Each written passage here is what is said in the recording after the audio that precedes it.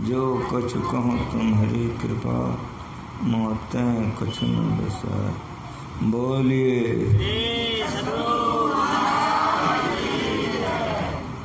एक बार हमरे मन के लायक कहिए श्री। सत्संग में पधारे पितरात्माओं,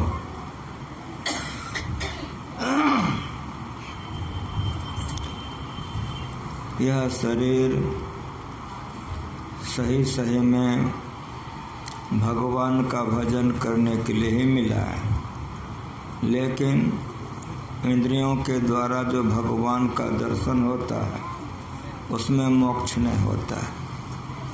जो इंद्रियों के ज्ञान से अपने आप को ऊपर उठा करके दर्शन करता है उसी को मोक्ष होता है। इंद्रियां 14 है, 5 कर्मेंद्रियां, 5 ज्ञानेंद्रियां, 4 अंतःकरण।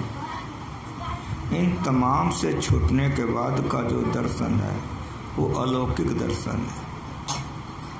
वो दर्शन से परम कल्याण होता है। इंद्रियों के द्वारा जो दर्शन होता है इससे भलाई होती है, लेकिन पूर्ण भलाई नहीं होती।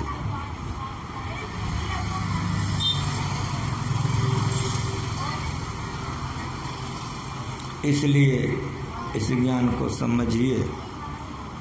अरे वो बच्चे लोगों को शांत करो, वहाँ हटाओ लोगों को।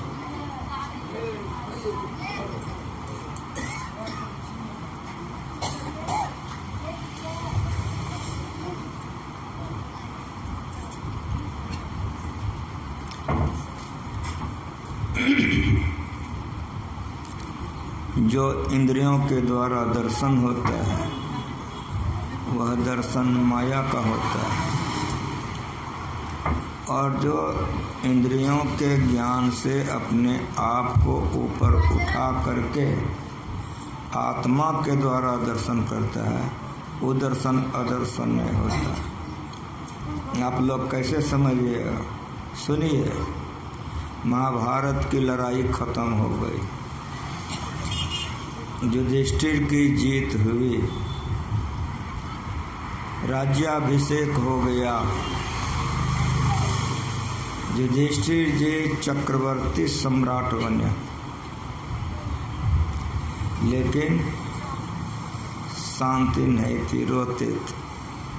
क्यों रोते थे? तो लड़ाई में इतने लोग मारे गए थे, इतने लोग मारे गए थे। घर में विधवा, गांव में विधवा, नगर में विधवा, विधवा विधवा, इतने मारे गए थे।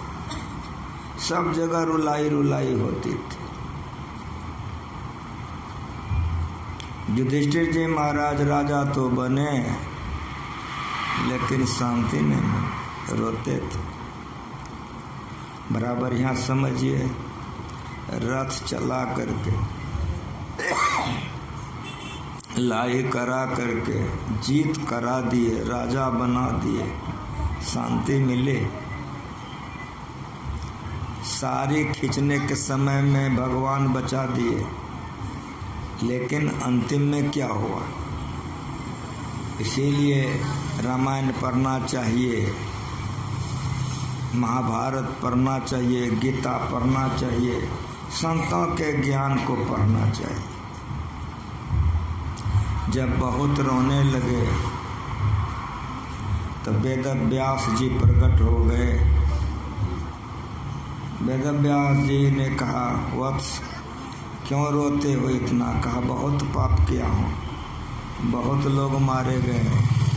कहा, सब पापी को तुमने मार दिया, ये पाप नहीं हुआ, तुम्हारा धर्म हुआ, तुमने बढ़िया काम किया है। कहा, पितामह मन नहीं लगता है। कहा, यज्ञ करो।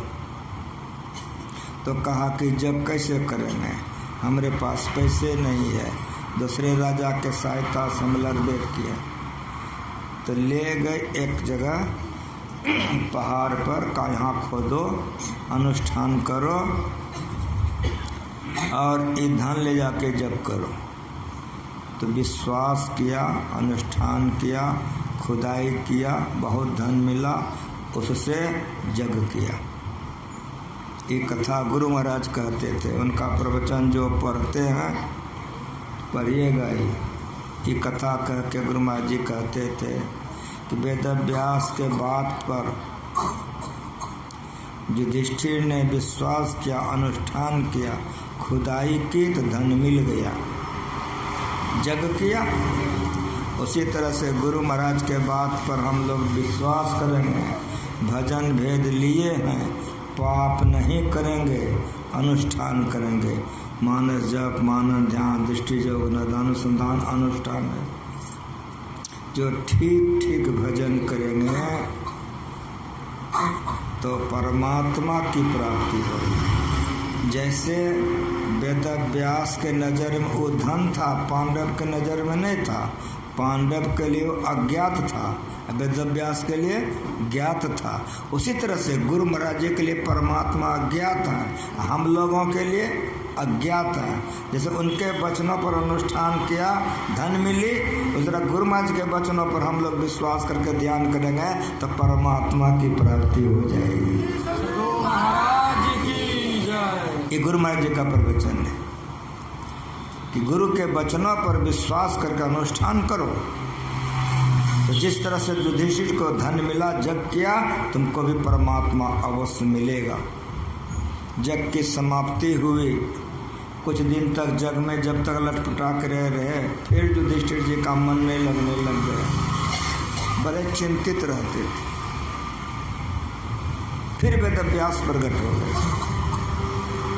वेद व्यास पूर्ण है, पहुँचे हुए हैं, परमात्मा पाए हुए हैं, इसलिए धर्म ग्रंथ पढ़िए। उन्हीं का लिखा हुआ महाभारत। महाभारत को हम लोग पंचम वेद कहते हैं। 4 वेद लिखा गया है, ये पंचम वेद है। एक कहानी के द्वारा इसमें उपदेश है कि लोग समझ सके टिक टिक। जब रोने लगे तो वेद व्यास ने कहा पांडव से, युधिष्ठिर जी महाराज से कि वत्स, अब तुम लोगों का समय नहीं है, तुम लोगों का समय बीत चुका है। ये कह करके वेद व्यास अंतर्ध्यान हो गए। जब वेद व्यास अंतर्ध्यान हो गए तो युधिष्ठिर जी महाराज 5 भाई अपनी पत्नी द्रौपदी को लेकर के चल दिए, शरीर स्वर्ग जा रहे थे। कहाँ पढ़िएगा तो महाभारत का स्वर्ग आरोहण पर्व में एक कहानी है, पढ़ सकते हैं।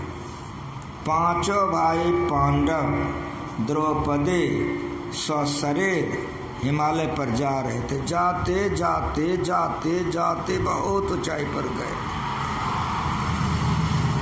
जा रहे हैं। द्रौपदी गिर गई, नहीं जा सकी स्वर्ग। तो भीम ने युधिष्ठिर जी महाराज से पूछा कि भैया, कृष्णा भगवान की लाडली थी,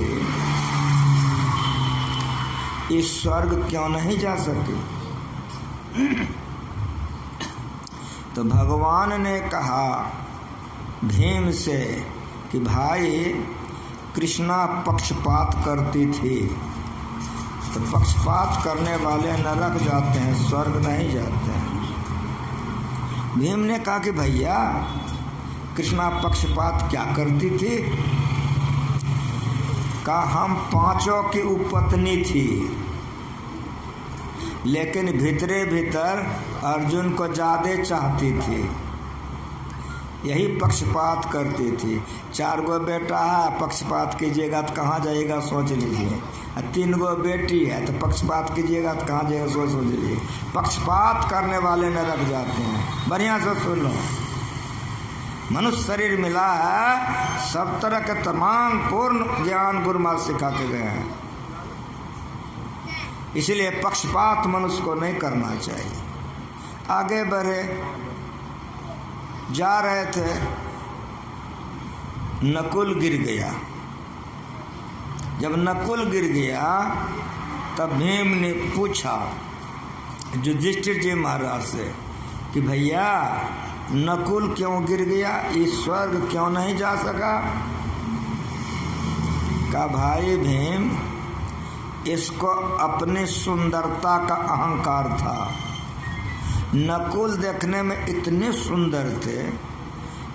सुंदर थे कि जब वनवास कालीन समय हुआ था, वस्त्र उतार के वे लोग निकले थे, तो जानबूझ करके नकुल शरीर में मिट्टी राख लगा लिया था।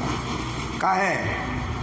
तो स्त्रियां देख करके पागल हो जाती थी, इसीलिए वो इतने सुंदर थे देखने में, कामदेव को मात करते थे। इसीलिए युधिष्ठिर जी महाराज ने कहा इसको अपनी सुंदरता का अहंकार था, इसीलिए स्वर्ग नहीं जा रहा है, नरक जा रहा है। खूब बढ़िया फैशन करो, सुंदरता का अहंकार होगा, नरक में जाओगे, कुकर्म करोगे। और आगे बढ़े, चले जा रहे हैं, सहदेव गिर गया। जब सहदेव गिर गया तो फिर भीम ने कहा कि भैया सहदेव क्यों गिर गया? का इसको अपने विद्या का अहंकार था, भूत भविष्य वर्तमान तीनों जानता था। ये लोग कोई साधारण लोग नहीं थे, बहुत ऊंचे तबके के लोग थे ये लोग। का इसको अपनी विद्या का अहंकार था, तीनों बात तो जानता था, लेकिन जब तक युधिष्ठिर जी पूछते नहीं थे, बताता नहीं था। तो छोटे का ये गुण होना चाहिए कि कोई भी काम है तो बड़ों को तुरंत बताना चाहिए, बड़ों से सलाह लेनी चाहिए। जो तुरंत बताते हैं, सलाह लेते हैं, उस पर बड़ों की कृपा होती है। जो अहंकार में रहता है, पूछने पर बताता है, नरक में जाता है।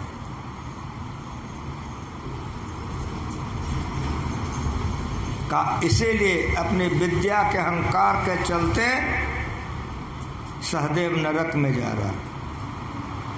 और आगे बढ़ा, अर्जुन गिर गया, तब तो भीमसेन ने रह गए, रोने लगे। भैया ये तो नर नारायण के जोड़ी थे, भगवान के ये सखा थे, सदा भगवान इसके साथ रहते थे, ईश्वर क्यों नहीं जा सके, ये क्यों नरक जा रहा है? तब युधिष्ठिर जी महाराज ने कहा, भाई भीम ये कह कर के काम पूरा नहीं किया। का क्या कहा था कि 3 दिन में महाभारत की लड़ाई हम समाप्त कर दें, लेकिन 18 दिन में महाभारत की लड़ाई समाप्त हुई। कह कर के जो नहीं किया, इसीलिए नरक जा रहा है। खूब बढ़िया से सुनो, महाभारत पंचम वेद है, कोई बात कह कर के नहीं करोगे पाप लगेगा, नरक जाना पड़ेगा। भीमे गिरने लग गया, जब गिरने लग गया तो रोने लग गया। भीम का भैया हमारे भी बताइए कि मैं क्यों नहीं जा सका, मैं क्यों गिर रहा हूँ। तब युधिष्ठिर जी महाराज ने कहा कि भाई भीम मेरी बात सुनो, उन लोगों में तो एक एक गलतियाँ थी, तो मैं तो डबल था। क्या भैया बता दीजिए। भीम का एक नाम बिरकोदर है, बिरकोदर में बड़ा पेट वाला। 5 भाई भीख मांग के लाते थे, जमा करते थे, उसमें आधा आधी हिस्सा होता था, आधा भीम अकेले खा जाता था, आधा में चारों भाई पत्नी मिलके खाते थे। तो कहा गतिया का हक जो खाए दूसरे का हिस्सा, इसीलिए नरक में जा रहे हो। साफ साफ सुनो, सुनने आए हो। यही ज्ञान के अभाव में लोग पाप करते हैं और दुर्गति सहते हैं।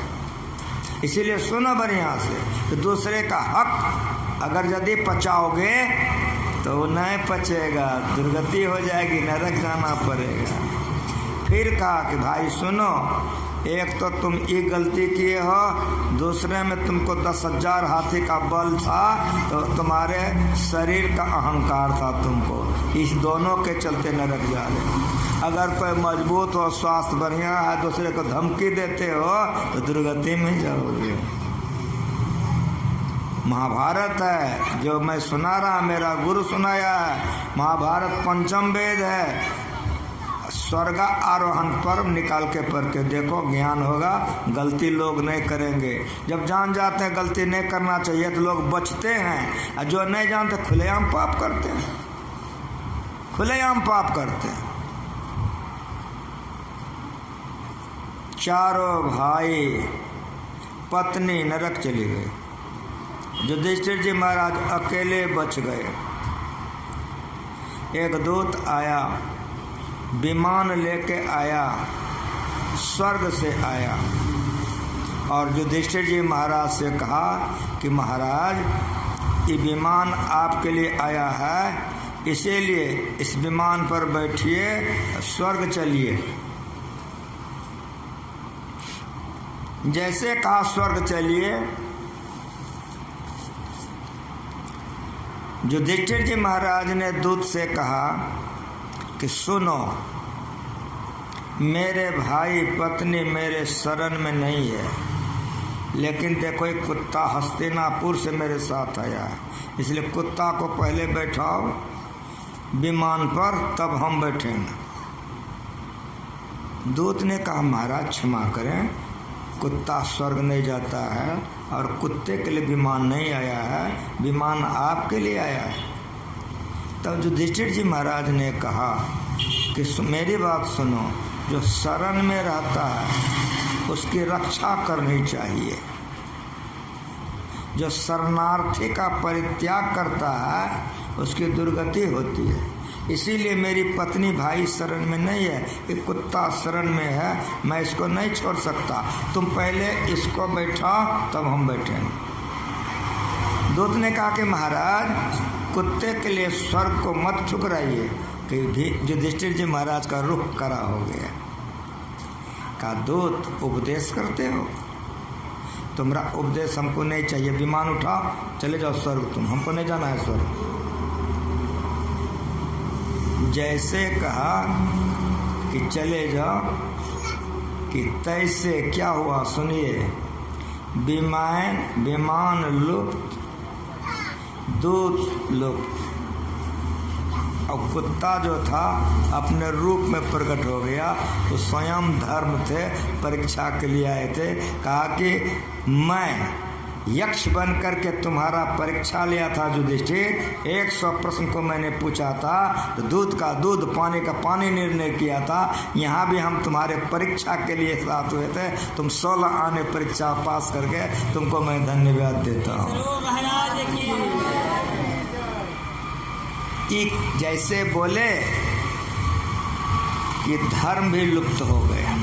तब एक दूत आया और उस दूत ने कहा कि हे नरोत्तम, आप मेरे साथ चलें। युधिष्ठिर जी जाने लगे, बढ़ते जा रहे हैं, अंधियाली बढ़ती जा रही है, बढ़ते बढ़ते इतनी अंधियाली बढ़ गई कि हाथ का हाथ नहीं सूझने, घोर अंधकार। उस घोर अंधकार में बड़ी कारुणिक आवाज, कोई है, मुझे बचाओ, जला रहा है, कोई है, बचाओ, चिर रहा है। इस तरह की कारुणिक इतनी आवाजें कि करुणा से युधिष्ठिर जी भर गए। इतनी दुर्गंधी कि लगा कि नाक फट जाएगा। युधिष्ठिर जी महाराज बड़े बेचैन हो गए, वो आवाज से और दुर्गंधी से, अधिकता कुछ नहीं है, घोर अंधकार। युधिष्ठिर जी महाराज ने कहा दूत, तुम हमको कहाँ ले जा रहे हो? तब दूत ने कहा, सुनो बढ़िया से, कहा हे नरोत्तम क्षमा करें, आपसे भी गलती हो गई थी। असस्थामा नरो हतो वा कुंजरो, जीवन में आधा गो झूठ बोला है। को बढ़िया सुनो, सुनने आए हो, इसलिए मैं कहा था जो शशांक है रात में सुनाएंगे। किसी विषय को मेरा गुरु जो सिखाया है मेरे हृदय में बड़ा बैठा हुआ है। दंत कथा ने प्रमाण के साथ गुरु महाराज सिखाया, आप लोग सुनो। पूरे जीवन में आधा गो झूठ बोला था, आधा गो, ये गो नहीं, आधा गो। वो आधा को क्या बोला था? जो महाभारत पढ़ते हैं, समझदार हैं, बराबर सत्संग करते हैं, असस्थामा नरो हतो वा कुंजरो, युधिष्ठिर जी ने कहा था। राजनीति के पेच में आकर के, दबाव में आकर के युधिष्ठिर जी आधा झूठ बोले थे, अभी नरक में है।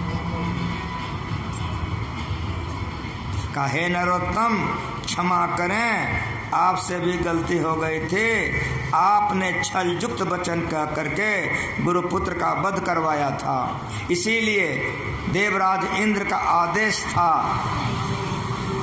कि युधिष्ठिर को छल से नरक ले जाओ, लेकिन जहां वे बेचैन हो जाएं वहीं से लौटा लो। तो अब आप लौट चलिए। समझ में आ रहा है क्या सुना रहा हूं? मूर्ति का पूजा, अगरबत्ती ने सुना रहा। जो भगवान के साथ जीवन बिताया है, फोटो का पूजा नहीं कर रहा हूं हम, मूर्ति का। भगवान के साथ पांचों भाई पांडव थे कि नहीं, जानते हो कि नहीं जानते हो? और देखो पांचों भाई पांडव नरक में। द्रौपदी का साड़ी खींचने से बचा दिए, लेकिन पाप के थे, नरक जाने से नहीं बचा सके। अर्जुन का रथ चला के जिता दिए, लेकिन नरक जाने से भगवान ने बचा सके। पाप करोगे नरक जाना पड़ेगा। साधन धाम पड़े न दिन में, जैसा साधन करोगे वैसा भोगना पड़ जाएगा। कन्या नहीं बचाएगी, नहीं दूल्हा बचाएगा, नहीं माँ बचाएगी, नहीं बाप बचाएगा, न मुखिया बचाएगा, न राजा बचाएगा, न सास बचाएगा, न ससुर बचाएगा। सुन लो, दुनिया का कोई ताकत नहीं जो तुमको बचा सके। इसीलिए नाम सिमर ले नर बाबरे। मेरी बात सुनो, ईश्वर का भजन करो, पाप नहीं करो। सदानंद रे, शरीर रहने वाला नहीं है। जो भगवान के साथ में थे, भगवान विपत्ति में कितना साथ दिए हैं, संगे संग भगवान रहे हैं, लेकिन पांचों मर के नरक चला गया। इसलिए पाप नहीं करो, पाप से डरो। अगर पाप से डरोगे तो पाप नहीं करोगे, अब पाप से नहीं डरोगे तो पाप करोगे, नरक जाओगे, दुर्गति हो जाएगी। कहा हे नरोत्तम चलें आप। जैसे एक के पैर तो वो पीछे किए हैं युधिष्ठिर जी महाराज कि उधर से आवाज आई, तुम कौन हो, जरा सा रुक जाओ, तुम्हारे आने से हमको शांति मिल रही है। कौन हो नकुल, कौन हो सहदेव, तुम कौन बोल रही हो द्रौपदी। युधिष्ठिर जी महाराज ने कहा दूत से कि अब हम कहीं नहीं जाएंगे, जब हमरे रहने से इन लोगों को शांति मिलती है तो यहीं छोड़ दो। कहे नरोत्तम क्षमा करें, आप आगे बढ़ें, ये लोग भी आ रहे हैं। जो पापात्मा होता है संत महात्मा के पास उसको शांति मिलती है, याद रख लेना। जो छाया में गया है तो शांति किसको मिलेगी? जो करकरिया धूप से आया है ना, छाया में आते उसको शांति। उसी तरह से दैहिक दैविक भौतिक त्रितापों से जो संतप्त है, पापों से जो ग्रसित है, वो साधु महात्मा के पास आता है, उसको बड़ी शांति मिलती है। जो युधिष्ठिर जी महाराज महात्मा थे, कहा हमको यहीं रहने दो। कहा नहीं नरोत्तम नहीं, आप चलें, आपके साथ ये लोग आ रहे हैं। जैसे युधिष्ठिर जी को स्वर्ग ले गए तो स्वर्ग में युधिष्ठिर जी रोने लग गए। कहोगे क्यों रोने लग गए?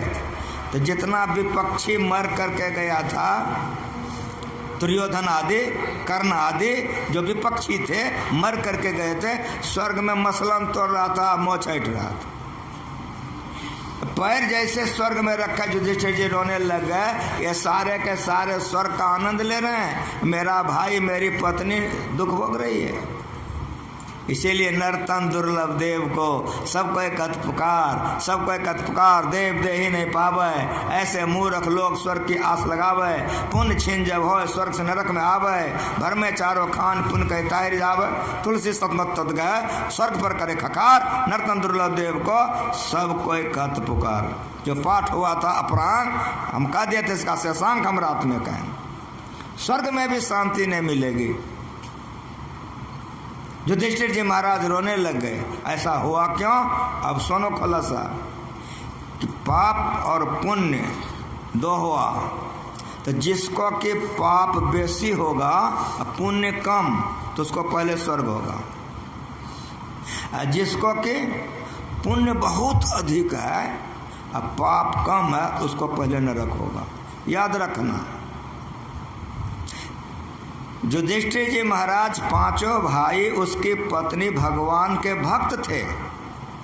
ये लोग पापी नहीं थे, ये लोग पापात्मा नहीं थे, ये लोग देवात्मा थे, लेकिन परिस्थिति विशेषवश इन लोगों से भूल हुई थी, इसलिए इन लोगों को पहले नरक मिला। अब ये लोग नरक भोग करके जो जाएंगे तो बहुत दिन विशाल स्वर्ग सुख भोगेंगे। और सुनो कि जिस तरह से इन लोगों से भूल चूक से पाप हो गया था, उसी तरह से दुर्योधन आदि लोगों से भूल चूक से कभी पुण्य हो गया था। जो पापात्मा होता है उससे भी पुण्य हो जाता है, वो भी कोई बढ़िया काम कभी कर लेता है। उसी तरह से इनसे कभी पुण्य हो गया था, इसलिए इन लोगों को पहले स्वर्ग मिला। अब मेरी बात सुनो, ये लोग सब के सब नरक से निकल के स्वर्ग गए हैं, और वो लोग सब नरक में अब आएगा, कितना दिन नरक भोगेगा वो भगवान जाने। मोक्ष मिला, यही पाठ हुआ था, साधन धाम मोक्ष कर द्वारा। मोक्ष नहीं मिला। क्यों नहीं मिला? भगवान के साथ में रहने वाले, भगवान के साथ में खाने वाले, भगवान के साथ में खेलने वाले, भगवान के साथ में लड़ने वाले नरक चले गए, स्वर्ग चले गए, आवागमन में रह गए, मोक्ष नहीं हुआ। लेकिन मेरी बात को सुनो, जो गुरु से भजन भेद लेके ध्यान करता है वो पाप करवे नहीं करता, हरदम पाप से डरता है। और मेरी बात को सुनो कि जो गुरु से दीक्षा ले लिया है वो कहाँ जाता है? नरक सरग अपवर्ग निशैनी ज्ञान विराग भक्त सुख देने, ज्ञान विराग भक्त सुख देने। वह नरक और स्वर्ग दोनों को बात को समझो बढ़िया से। नरक सरग अपवर्ग निशैनी ज्ञान विराग भक्त सुख देने। जो भगवान का भजन करता है वो न नरक जाता है न स्वर्ग जाता है। याद रख लेना, अगर पाप किया है तो नरक में जाकर के खत्म हो जाएगा, यदि पुण्य किया है तो स्वर्ग में जाके खत्म हो गया है। लेकिन हमारी बात सुनो, अगर ध्यान भजन किए हो तो इस संस्कार जन्म जन्म होते होते ले जाते कहाँ हो रहेगा? ये संस्कार तुमको परमात्मा से मिला के परमात्मा बना के छोड़ेगा, परमात्मा बना के छोड़ेगा। इसीलिए नरक सरग अपवर्ग निशैनी ज्ञान विराग भक्त सुख देने।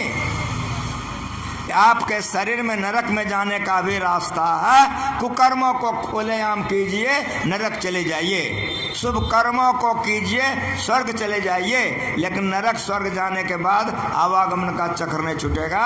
गुरु से भजन भेद लेके ध्यान करोगे तो अंदर में प्रकाश होगा। इस नगरी में तिमिर समाना भूल भरम हर बार, खोज करो अंतर उजियारी छोड़ चलो नव द्वार। सकर क्यों देर लगाई चटक चढ़ो नव द्वार। ये मोक्ष का दरवाजा है। जो गुरु से भजन वेद लेके ध्यान करते हैं वे अस्थूल शरीर संसार से छूट जाते हैं। कैसे छूट जाते हैं? तो बिंदु ध्यान करते हैं। वे बिंदु ध्यान दरवाजा है, आज्ञा चक्र है। वो जैसे बिंदु में प्रवेश करता है अंदर में प्रकाश मंडल में चला जाता है, संसार छूट जाता है।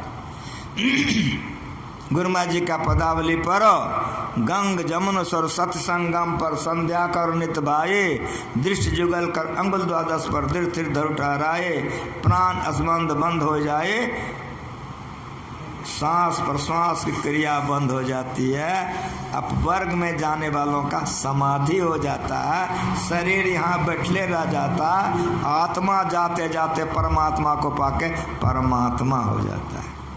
यही काम मीरा ने की, सबरी ने की।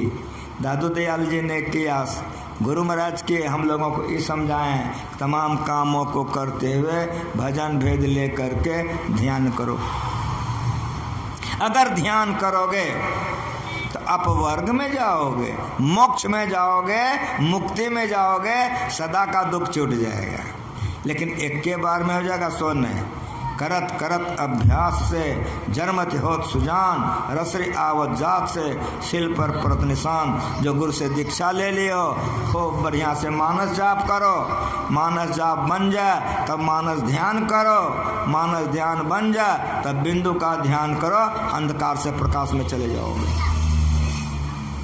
जब प्रकाश में चले जाओगे तब आवाज सुनोगे, जब प्रकाश में चले जाओगे आवाज सुनोगे, है आ रहे धुर से सदा तेरे बुलाने के लिए। इसीलिए अब नादानुसंधान करो। साधो शब्द साधना कीजिए, यही शब्द से प्रकट भय सब, सोए शब्द कह लीजिए। साधो शब्द साधना कीजिए। उसका उद्गम ऊपर में है, इसलिए सूक्ष्म से कारण में चले जाओगे, कारण से महाकारण में चले जाओगे, महाकारण से चेतन में चले जाओगे। लाह से लपेटी हुई लकड़ी है, लाह से लपेटी हुई लकड़ी है, चूल्हे के पास में रख दो तो चूल्हा का ताव लगेगा कि नहीं लगेगा? लगेगा ना। तो क्या होगा? तो धीरे धीरे वो लाह चुएगा कि नहीं चुएगा? तो चूते चूते की बच जाएगा? लकड़ी बचेगा ना, सब लाह चू जाएगा ना। उसी तरह से ब्रह्म ज्योति और ब्रह्मनाद के सहारे जड़ के सब आरोहण झड़ जाते हैं, बच जाता आत्मा। ये आत्मा परमात्मा मिलकर के परमात्मा हो जाता है। श्री सद्गुरु महाराज की सदा की मुक्ति, सदा का मोक्ष हो जाता है। इसीलिए और एक गुपुत मत सबे को कर जोर, शंकर भजन बिना नर भक्ति न पावे मोर। इस भक्ति को भगवान राम ने अपनी प्रजा को कहा, हम लोगों को गुरु महाराज जी सुनाए हैं। सब बात ही पाठ होता है। जो लोगों को जो जानकारी या कहते हैं, मैं बचपन से जिसके चरणों में रहा हूँ, किसी भी विषय को गुरु महाराज जी समझाए हैं तो साफ साफ समझाए हैं। इसीलिए जो लोग भजन भेद ले लिए हैं, मन लगा करके कीजिए, टाल बटोल मत कीजिए, मन लगा करके कीजिए। जो लोग नहीं लिए हैं भजन भेद ले लीजिए। परिणाम क्या होगा भजन भेद लेने से? मरने के बाद भूत नहीं बनोगे, गारंटी है। प्रेत नहीं बनोगे, गारंटी है। कुत्ता बिलाय गधा घोड़ा नहीं बनोगे। तब क्या बनोगे? तो मर करके देवता बनोगे, बहुत दिन स्वर्ग में रहोगे, फिर वहाँ से आओगे तो मनुष्य का शरीर मिलेगा, जो भजन बाकिया करके भगवान को प्राप्त करोगे। भक्त बीज बिन से नहीं, जो जुग जाए अनंत, ऊंच नीच घर जन्म ले तो संत का संत। भक्त बीज पलटे नहीं, आन परे जो चोल, कंचन जो बिष्ठा परे घटे नता का मोल। इतना मैंने कहा, रात हो गई है। अब सब लोगों का मुंह कान हम देख रहे हैं, किसी का आंख बंद कर रहा है, कोई घड़ी देख रहा है, पेट मांग रहा है। जो ध्यान है वो आत्मा का भोजन है। ये जो सत्संग सुन रहे हो ये आत्मा का पानी है। इस शरीर अन्नमय जल में कोसा, इसमें कुछ नहीं दोगे तो वैसे घड़ी देखोगे, सोचोगे कि अब भूख लग गई है। अन्न चाहिए, पानी चाहिए, नहीं तो शरीर नहीं रहेगा। उसी तरह से ध्यान चाहिए, सत्संग चाहिए, नहीं तो आत्मा दुर्गति में चला जाएगा। इतना आप लोग आत्मा के लिए सुने। अब एक भजन सीताराम बाबा गाएंगे, आप लोग सीताराम बाबा से एक भजन सुन लीजिए, आरती हो जाएगी। तो पेट का व्यवस्था हो गया है, बन के तैयार है वहाँ। आप लोग सब कोई आराम से भोजन कीजिए, रात में जाकर विश्राम कीजिए, फिर सवेरे आइए। जो बचा हुआ ज्ञान है सवेरे आप लोगों को सुना के हम जाएंगे। बोलिए प्रेम से। हारमोनियम उठा के सीताराम बाबा को दो, माइक यहाँ दो, एक भजन गाएंगे, आरती हो जाएगी।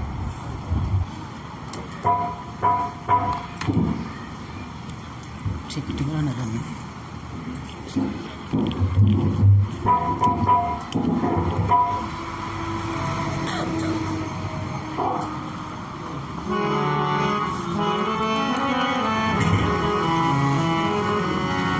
श्री सद्गुरु महाराज की जय।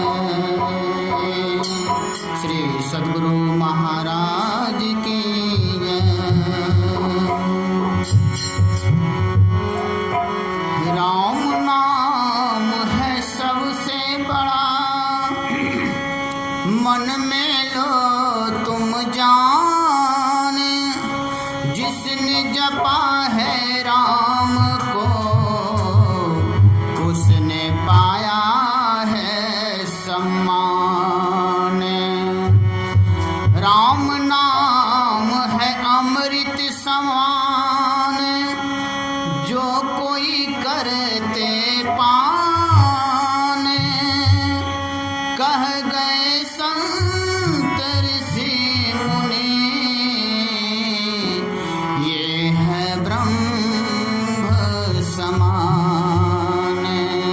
कह गए संत ऋषि मुनि, ये है ब्रह्म समान। श्री सद्गुरु महाराज की जय। राम नाम अमर नाम, भजो भाई सोई। राम नाम अमर नाम, भजो भाई सोई। सोई सुख धुन सब घटे घटे होई। सोई सत धुन सब घटे घटे होई।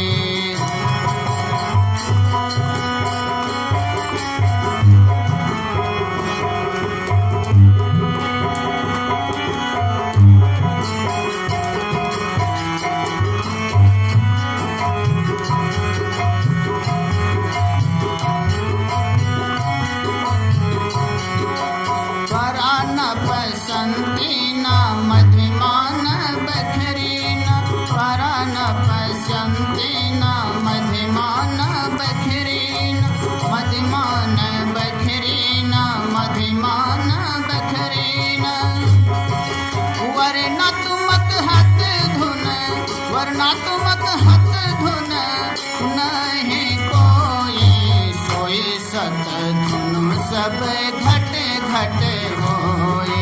सोई सत धुन सब घटे घटे होई। राम नाम अमर नाम, भजो भाई सोई। राम नाम अमर नाम, भजो भाई सोई।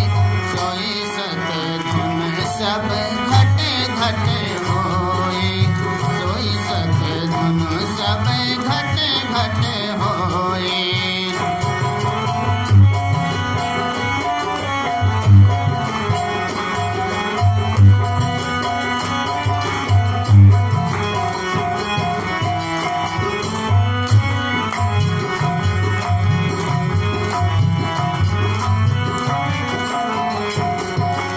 अनहद अनाहत परसावे सतपद।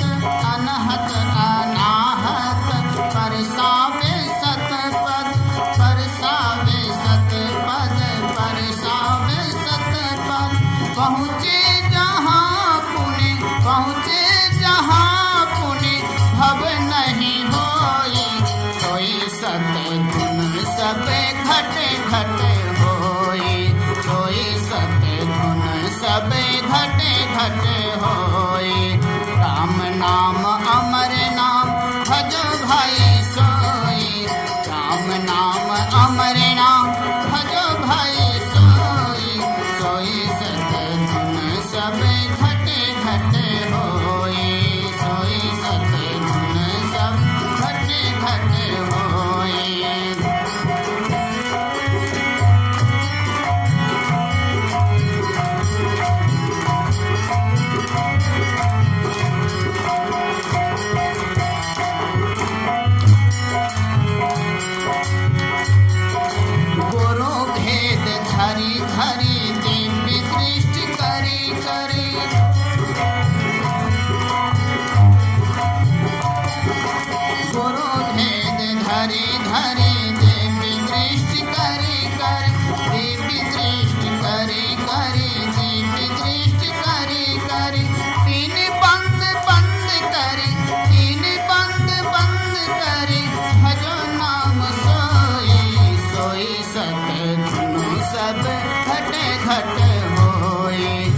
सोई सत धुन सब घटे घटे होए।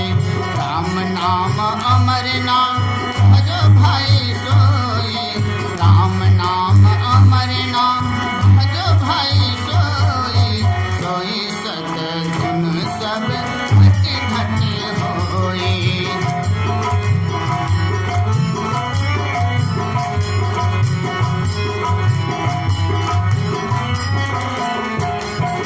में ही ध्वनि अंतर अंत सुनी।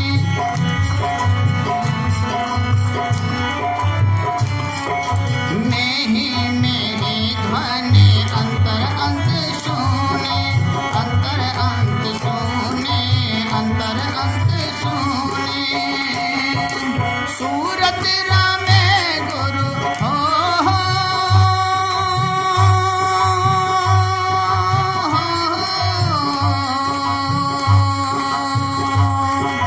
सूरत रामे गुरु।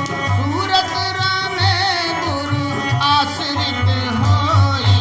सोई सत धुन सब घटे घटे होई। सोई सत धुन सब घटे घटे होई। राम नाम अमर नाम भजो भाई सोई। राम नाम अमर नाम भजो भाई सोई। सोई सत धुन सब घटे घटे होए। सोई सत धुन सब घटे घटे होए। सोई सत धुन सब घटे घटे होए। घटे घटे होए। घटे घटे होए। श्री सद्गुरु महाराज की जय। ती संग सत